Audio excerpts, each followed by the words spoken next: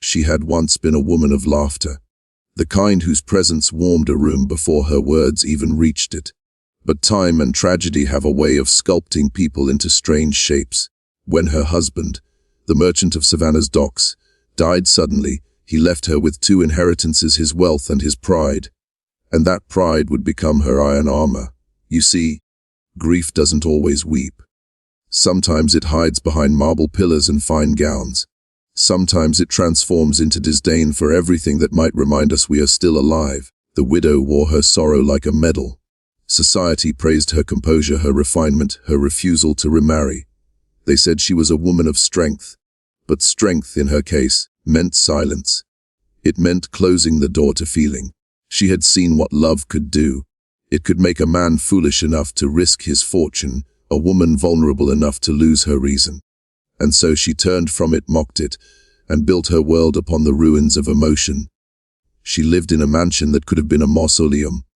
Every corner polished, every curtain heavy, every sound absorbed by velvet and wealth. But what she did not know, what few ever realize, is that emotional death feels safe only because it is numb. The absence of pain feels like peace until you realize it has also stolen your capacity for joy. She had killed love to avoid being hurt again, but in doing so, she had buried herself alive. Now, people admired her. The town's gossips spoke her name with envy. They said she had triumphed over heartbreak. They said she was free. But the truth, she was enslaved. Enslaved by the idea that control was safety, that detachment was dignity.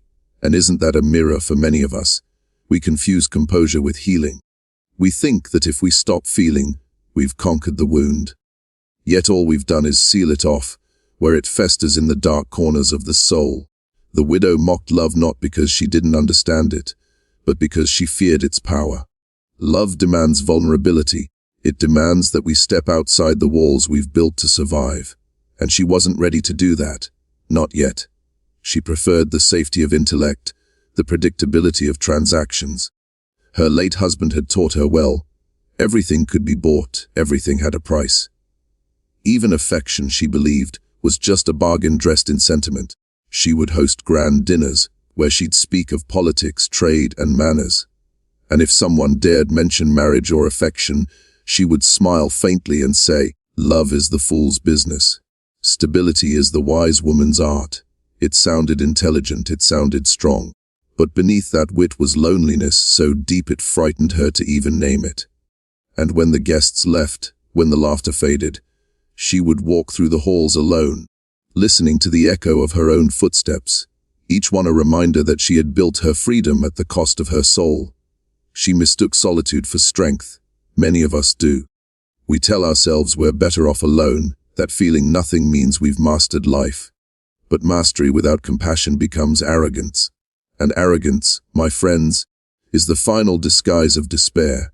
It convinces us we're above the need for love when in truth, we are starving for it. The widow's fortress wasn't just built from grief. It was built from fear. Fear that to love again would mean to lose again. Fear that tenderness would be taken for weakness. And perhaps most of all, fear that if she let love in, it would reveal what her wealth had hidden. That beneath the silks and chandeliers was a human heart, trembling, uncertain, desperate to be known. Her story reminds us of something eternal. You cannot escape being human by pretending to be invulnerable. Life will eventually test every wall we build. Some will crack through tragedy, others through time, but they all fall when confronted with truth. And the truth is that love, though painful, is the only force that redeems our suffering.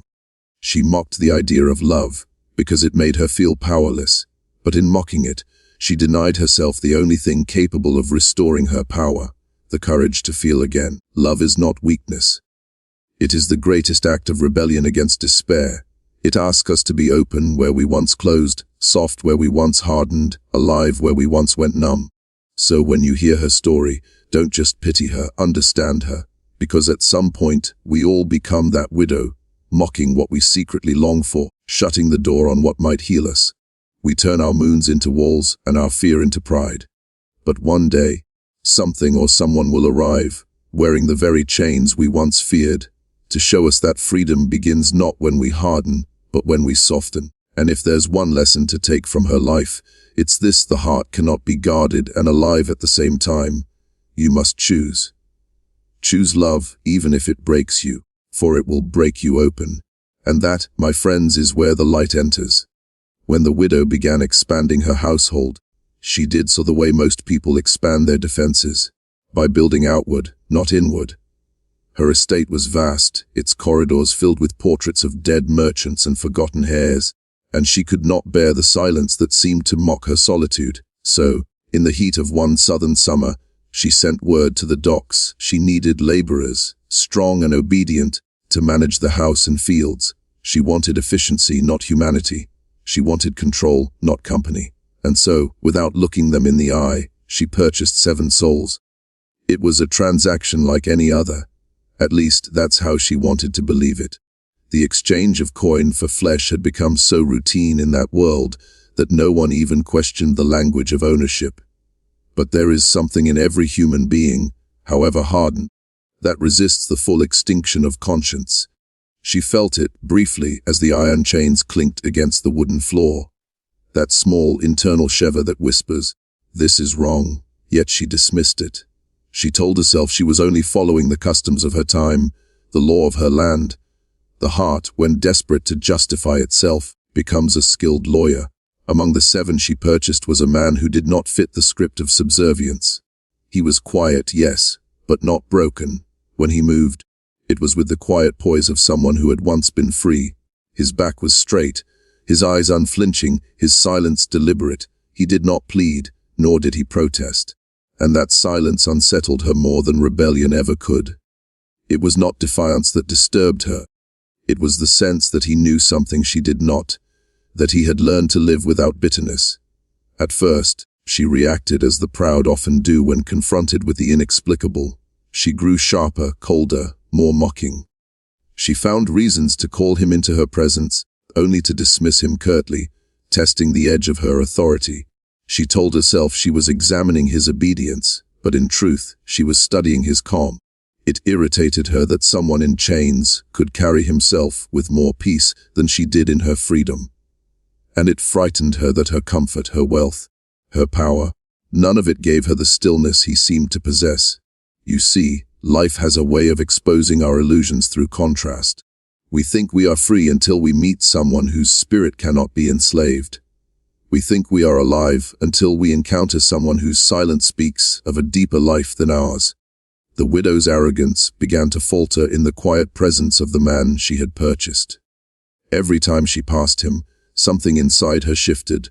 A discomfort she could not name, a conscience she could no longer silence. There was one moment, small but unforgettable. She dropped a ledger one morning in the parlor, papers scattering across the marble floor. Without thinking, he knelt to gather them, but he did not look up at her. He moved with a quiet dignity that carried no trace of servitude, only respect. The kind of respect that exists between equals. It was that moment, that gesture that planted the first seed of her unraveling.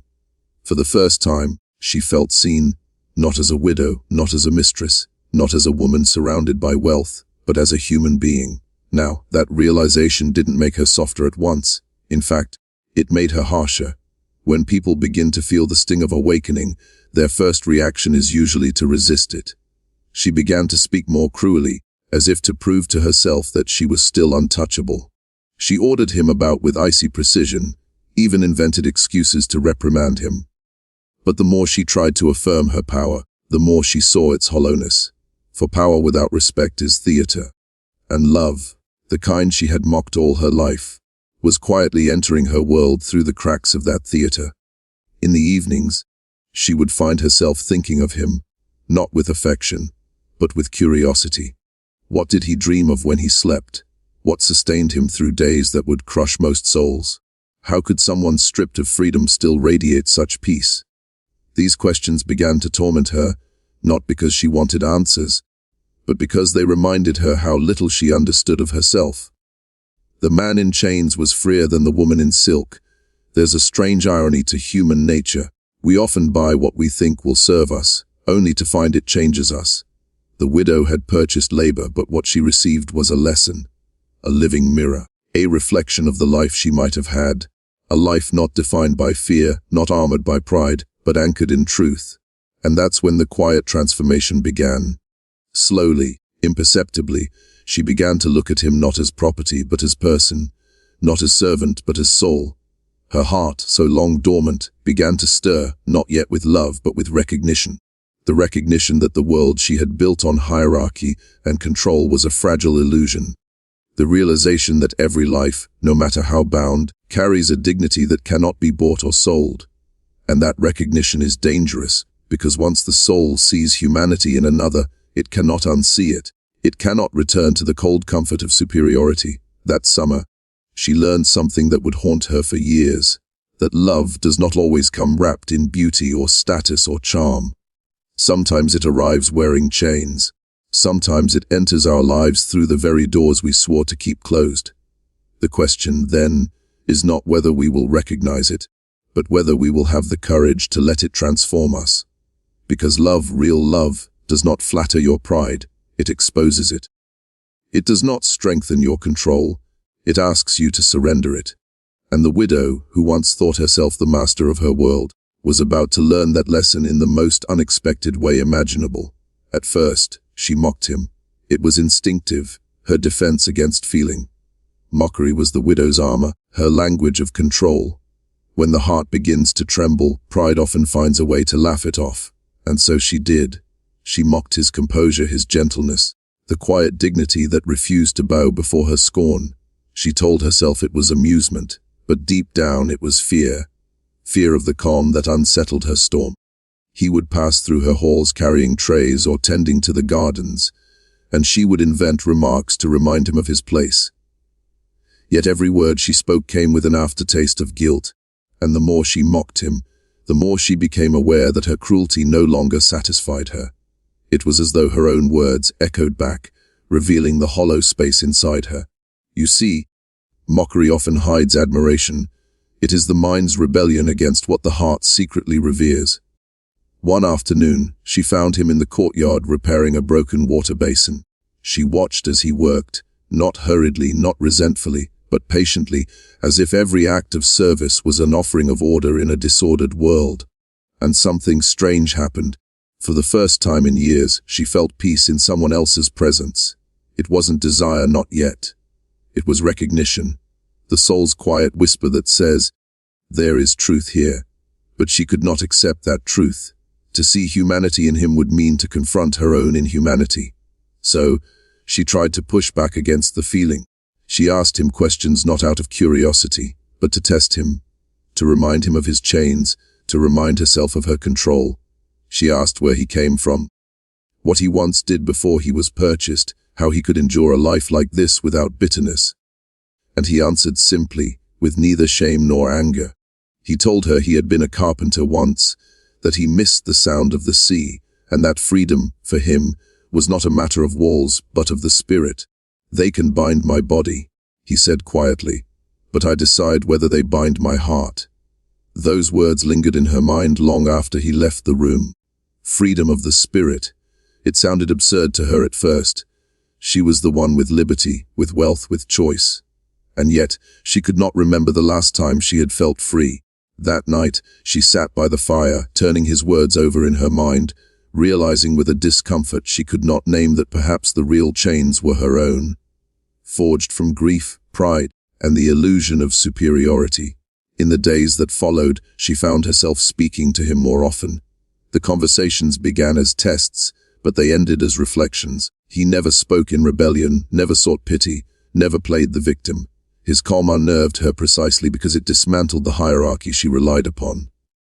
For years, she had believed herself strong because she commanded others. But now, in the presence of a man with nothing, she began to see the difference between power and strength. Power dominates, strength endures, and it was that endurance that pierced her arrogance. Every time she sought to belittle him, his quiet dignity turned her words into mirrors, forcing her to see herself. He was teaching her something she had never learned in her wealthy life. That control does not make one superior, and that the absence of chains does not guarantee freedom. Her mocking tone began to soften. The laughter that once filled her speech gave way to thoughtfulness. She caught herself asking questions without malice, speaking with genuine curiosity, almost forgetting the social line that divided them.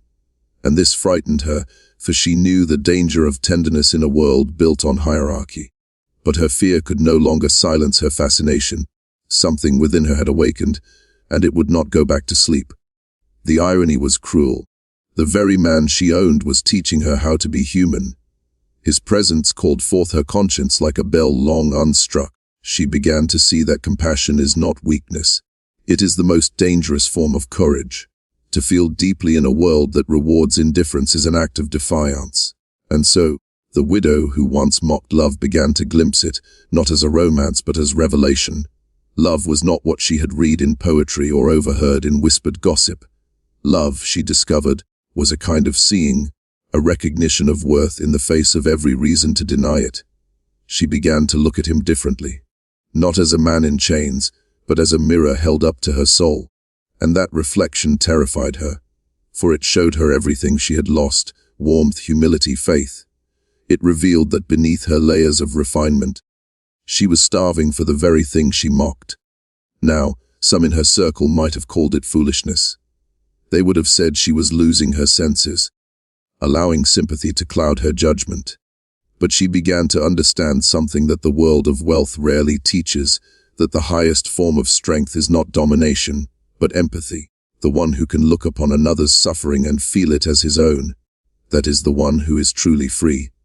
The widow's mockery had once been her crown, her sign of superiority. But now, it began to crumble in her hands. Each conversation stripped away a layer of her defense, until she was left not as a mistress or a merchant's heir, but simply as a woman, flawed, frightened, and awakening. And that is the paradox of transformation. It does not begin with light, but with exposure. It begins when we are confronted by what we can no longer deny, when the truth we've ridiculed stands before us, calm and unoffended, refusing to bend to our pride. By mocking him, she had only mocked her own soul. And through that mirror of humility, she began to rediscover the meaning of freedom, not the kind written into law, but the kind written into the heart.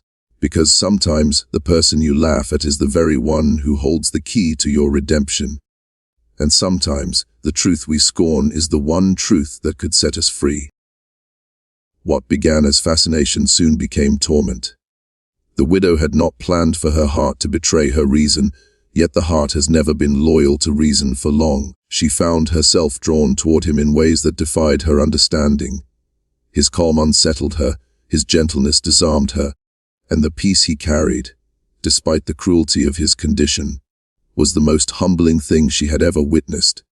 She began to linger longer when speaking to him, to find excuses to ask his opinion on trivial matters of the household, as if his presence steadied something broken inside her. But love, when it comes to the proud, does not arrive softly. It comes as a storm that strips away illusions. At first, she tried to disguise her interest under the veil of curiosity. She told herself it was compassion, that she merely admired his character. But she knew better.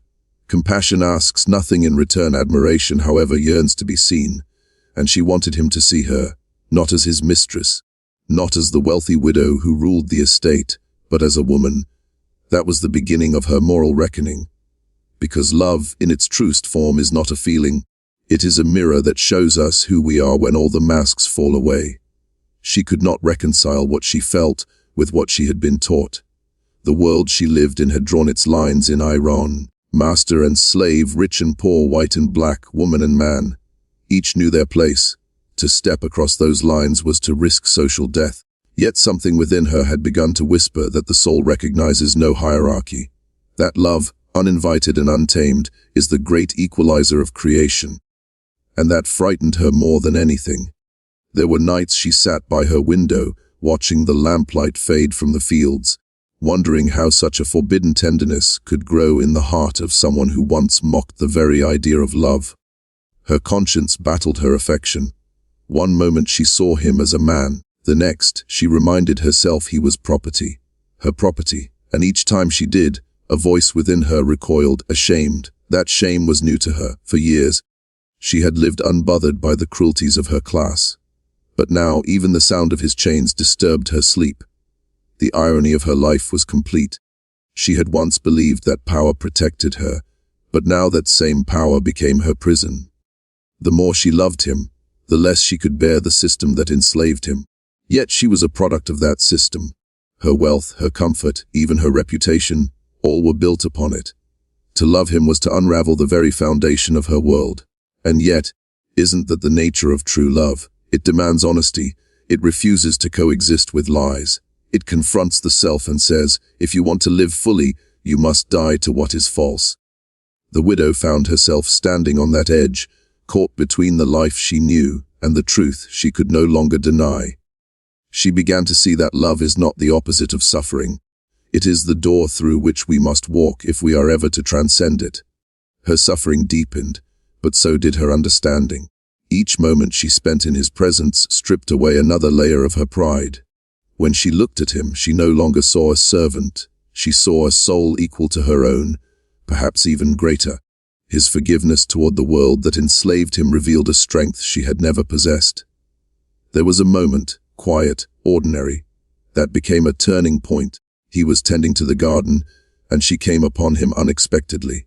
The afternoon light caught his face, and for a brief second, their eyes met without pretense, without titles, without fear. It was not romance that passed between them, but recognition. In that moment, she understood what love truly is: not desire, not possession, but awareness. A kind of sacred seeing that acknowledges the divine in another. But awareness brings accountability. Once we see, we can no longer pretend to be blind. And for the widow, that was agony. Because to love him honestly meant to admit that the world she lived in was morally bankrupt. It meant that her wealth was tainted, her privilege unearned, her sense of superiority a lie. Love was not merely asking her to feel, it was asking her to change. Every great moral awakening begins this way, not through sermons, not through laws, but through love. Because love personalizes injustice. It takes the abstract and makes it human. The widow could no longer think of slavery as a system. It had become a wound she could touch, a pain she could no longer deny. She found herself speaking to him not as one above, but as one seeking to understand. And that shift, that small movement of the heart, was the beginning of her redemption. She started to do small, dangerous things, allowing him rest when others worked, speaking his name softly instead of by title, protecting him from the harshness of overseers. These were not acts of rebellion in the eyes of the world, but in the eyes of her soul, they were revolutions. Because every step toward compassion is a step away from corruption. Yet she knew such kindness would come at a price. Love that crosses forbidden lines always does. The society that praised her composure would scorn her humanity. The same world that celebrated her virtue would call her defiled. And perhaps that is why she hesitated for so long. She feared not the cost of love, but the exposure of it. For love always reveals us, and revelation is the beginning of transformation. In time, she would come to learn that the real question was not whether love could survive chains, but whether her soul could survive without it. Because once love awakens you, there is no going back to sleep. You can try to bury it, mock it, deny it, but it will return in every silence, in every pang of conscience, in every restless hour of the night. And that is the tragedy and the beauty of the widow's story. She discovered that love is not meant to make life easier. It is meant to make us truer. It does not come to comfort the comfortable, but to convict them. And it will not leave until we decide whether we are willing to be changed by it. So if there is a lesson here, it is this, that love is never the enemy of morality, it is its proof. It asks us not to escape suffering, but to redeem it. For in loving what the world despises, we become more than what the world allows, and sometimes that is the only way a soul learns to be free.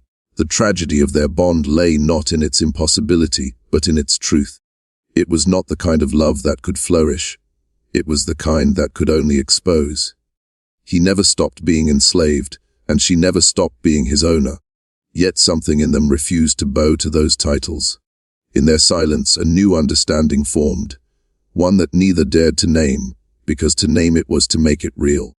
And to make it real was to threaten the very foundation of their world. The widow, once so sure of her authority, began to feel the weight of the very chains she had paid for. They did not hang from her wrists, but from her conscience. She began to move through her own home as if it were a prison, her wealth now a burden, her reputation a form of captivity. Every act of kindness she showed toward him was an act of defiance, and every defiance left her more alone. Society can tolerate cruelty, but not compassion when it crosses the lines of hierarchy. Mercy, when given to the wrong person, becomes a scandal. Word began to spread. Servants whispered. Visitors observed. The neighbors, those guardians of moral appearances, took notice that the widow's manner had changed. She no longer treated her laborers with the cold precision that had once defined her household. Her gaze lingered too long on the man she should have ignored. And the South, in those years, was a place where a woman's glance could carry the weight of sin. The gossip began innocently enough, hushed voices over tea, a murmur at Sunday service. But gossip is a living thing. It grows, it distorts, it devours. Soon, the story had taken on its own cruel momentum. They said she had gone soft. They said she had lost her sense of decency. And, inevitably, they said she had fallen. In that society, a woman's virtue was the last fortress of her identity. Once questioned, everything else collapsed. She felt the slow exile begin. Invitations stopped arriving. Neighbors crossed the street rather than greet her. Even her relatives began to speak to her with polite distance.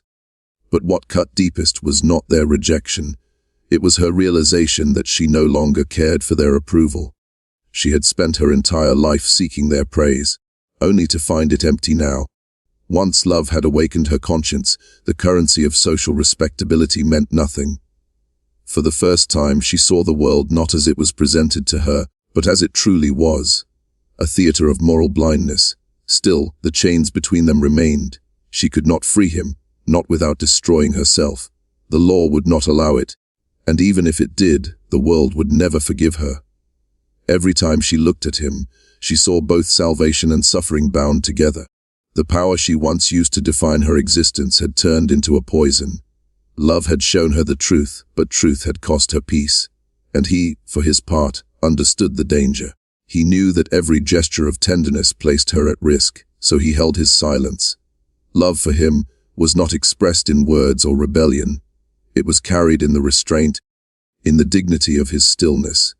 He loved her not by claiming her, but by protecting her from the ruin that love would bring. There is a kind of nobility in that, a love that chooses suffering over shame, silence over destruction. There came a night when the tension between what they felt and what they could show became unbearable. The rain was falling hard outside, thunder rolling through the empty halls. She found him in the parlor standing by the dying fire. Neither spoke for a long time. Then, quietly, she said, "Do you hate me?" He looked at her, his face calm, and answered, "No. Hate is a heavier chain than any iron. I do not carry it."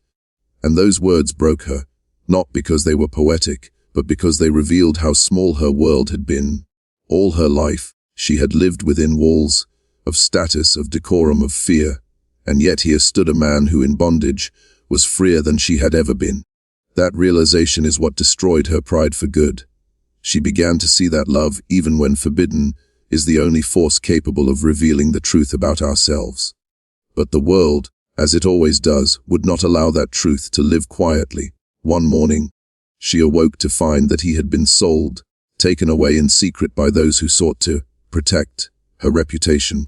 Her influence was gone, her wealth no longer protected her. The empty halls of her mansion became a graveyard of echoes. Every object, every sound reminded her of what had been lost, not just a man, but her own awakening. And yet, even in that loss, something had changed permanently within her. She could no longer pretend to be blind. The comfort of ignorance was gone forever. Love had not saved her life. It had given her a conscience. And that conscience would become her redemption. She began to live differently. Her authority became gentler. Her decisions became merciful. She freed those who remained under her control, not out of pity, but out of understanding. There is a strange beauty in that kind of fall, the kind that strips away everything false so that only truth remains. She had been mocked, scorned, and left alone, but she was no longer afraid. The woman who had once mocked love now walked in its light, however painful that light might be. The same chains that bound him had bound her spirit, and when he was taken away, those chains finally broke. She saw the cost of love not as punishment, but as purification. She had lost her status, her comfort, her safety, but she had gained her soul. And that, I think, is the ultimate paradox. Love may destroy the life you've built, but it will save the life you've hidden. It will tear down the walls you've called strength and reveal the heart you forgot you had. So when we speak of freedom, let us not mistake it for ease. True freedom begins the moment we are willing to pay the price for truth.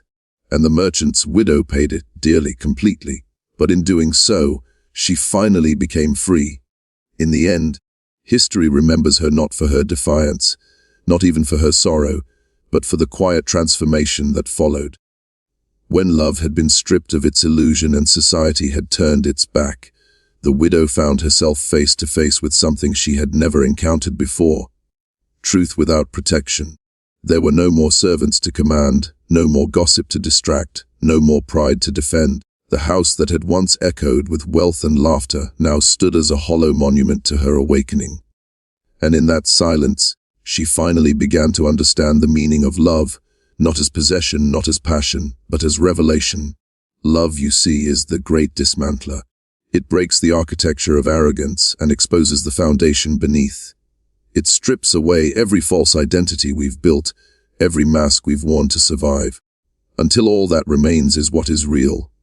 For the widow, that meant confronting the brutality of her own inheritance. The comfort she had once believed was God's favor now looked more like humanity's corruption. She began to see the chains not just on others, but within herself, the mental chains of superiority, fear and pride. These were not made of iron, but of belief, and they were far harder to break.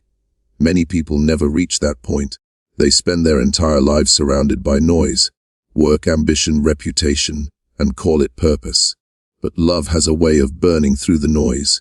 It is not gentle in its teaching. It humbles us, sometimes humiliates us, because it exposes the truth we spend years avoiding. The widow's story is not unique in that sense. It is simply more visible, more tragic, more poetic. But the principle applies to every one of us. Sooner or later, love comes to challenge the version of ourselves we have been most proud to defend. When she began to rebuild her life, she did so without the armor of certainty. She treated people differently. The arrogance that had once marked her tone was gone, replaced by something quieter, humility. It wasn't the humility of defeat, but of understanding. She had learned that moral superiority is often just disguised insecurity, that those who dominate others are often those most afraid of facing their own emptiness.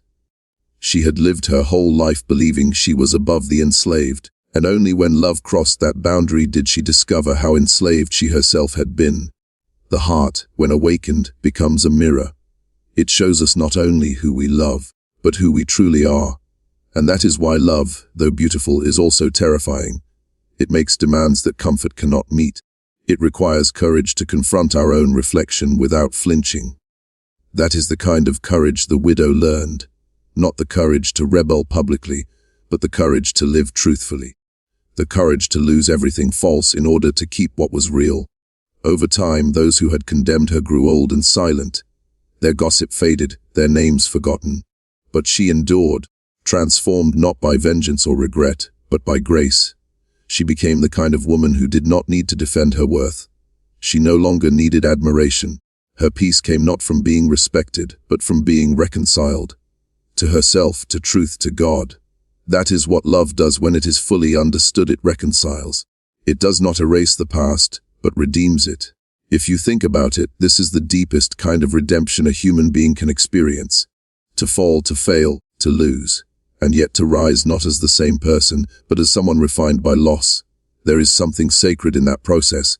It is not grand, it is not loud, it is slow, quiet, interior. The widow did not become a saint. She remained human, flawed, still grieving. But she lived differently because she saw differently. Her eyes, once blind to suffering, could no longer ignore it. Her heart, once hard with cynicism, had become tender, not weak, but alive.